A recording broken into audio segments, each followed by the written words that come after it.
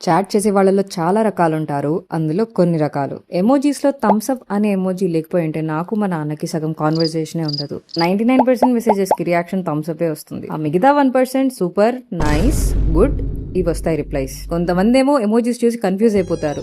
Laughing ఎమోజీని పాపం crying emoji అనుకుంటారు. 2023లో India world cup finals ఓడిపోయినప్పుడు వి లాస్ట్ అని నేను మెసేజ్ పెడితే దానికి రిప్లై మా మామయ్య ఒక 10 లాఫింగ్ ఎమోజీ పంపించారు.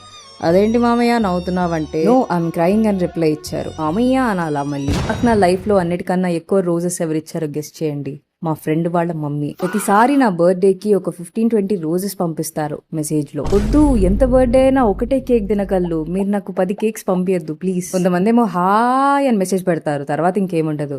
అంటే మీకు ఫోన్ లో నెట్ ఉందా లేదా అని చెక్ చేసుకుంటున్నారా, లేదంటే మాట్లాడదామని? అందరు ఉంటారు blue tick off, last seen తెలీదు, డీపీ ఉండదు. ఎందుకంత ఐసోలేషన్ లో ఉంటారు? కోవిడ్ అయిపోయింది కదా, బయటకు రండి.